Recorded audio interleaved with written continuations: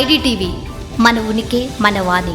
తెలంగాణ కాంగ్రెస్ కి చెందిన కొందరు నేతలు మీనాక్షి నటరాజన్ రాకతో పూర్తిగా ఇరకాటంలో పడ్డారా? అంతకు ముందు దీపాదాస్ మున్షి ఉన్నప్పుడు వ్యవహారాలు చక్కబెట్టుకునేలా చక్రం తిప్పిన ఆ నేతలంతా ఇప్పుడు ఏం చేయాలో అర్థం కాని అయోమయ స్థితిలో ఇబ్బందులు పడుతున్నారా? మీడియాలో వస్తున్న కథనాలు ఇది నిజమే అని చెబుతున్నాయి. ఇన్నాళ్లు హవా కొనసాగించిన ఆ నేతలంతా ఇప్పుడు ఉక్కిరి బిక్కిరి అవుతున్నారని, పనులన్నీ ఆగిపోయి ఇబ్బందికర పరిస్థితి ఎదుర్కొంటున్నారని ఊహాగానాలు పెరుగుతున్నాయి.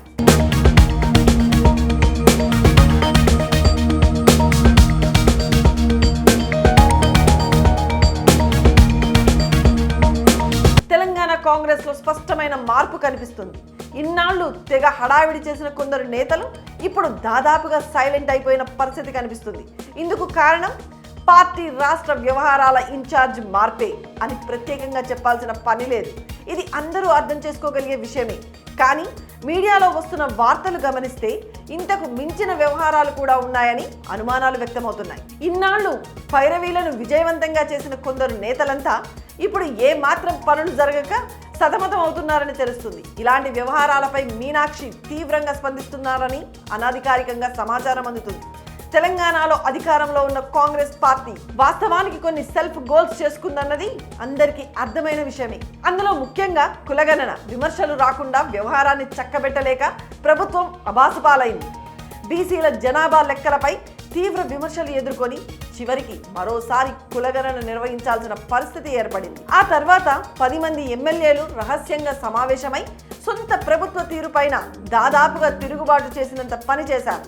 మంత్రి పొంగులేటి తీరుతో వారంతా ఆగ్రహంగా ఉన్నారని, అందుకే ఆ సమావేశమని వార్తలు వచ్చాయి. ఈ విషయాలన్నీ బలంగా వాడేసుకున్న ప్రతిపక్ష బీఆర్ఎస్ కాంగ్రెస్ ప్రజల్లో చేయాల్సినంత నష్టాన్ని చేసేసింది. ఇంతలో ఎస్ఎల్బీసీ రూపంలో అనుకోని ప్రమాదం ప్రభుత్వాన్ని ఇబ్బంది పెట్టింది. అధికారంలోకి వచ్చిన ఏడాదిన్నర కాకముందే ఇన్ని ఆటుపోట్లు ఎదుర్కోవడంతో పార్టీ అధిష్టానం కూడా సీరియస్ అయినట్టు కనిపించింది.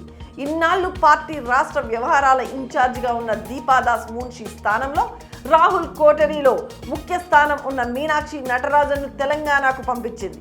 ఆ క్షణం నుంచే కాంగ్రెస్ లో స్పష్టమైన మార్పు కనిపిస్తుందని రాజకీయ విశ్లేషకులు అభిప్రాయపడుతున్నారు.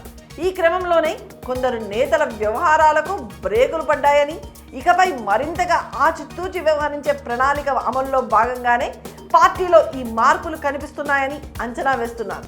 ఇప్పటికే పైరవీకారులకు బ్రేకులు పడ్డాయి. జోరు చూపిన నేతల నోళ్లు మూతపడ్డాయి. ప్రభుత్వ వైఫల్యాలుగా ప్రతిపక్షాలు చేస్తున్న విమర్శలపై పార్టీలో అంతర్మదనం పెరిగింది. ప్రస్తుతానికి మౌనమే వ్యూహాత్మక ఎత్తుగడగా కనిపిస్తుంది. ఇదంతా తుఫాను ముందు ప్రశాంతత మాత్రమే అని కరుడుగట్టిన కాంగ్రెస్ వాదులు ఆశాభావం వ్యక్తం చేస్తున్నారు.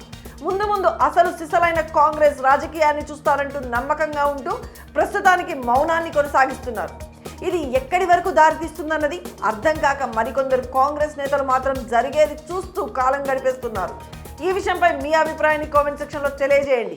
స్టోరీని లైక్ చేసి షేర్ చేయండి. మరిన్ని ఇంట్రెస్టింగ్ అప్డేట్స్ కోసం ఐడిటీవీని సబ్స్క్రైబ్ చేయండి.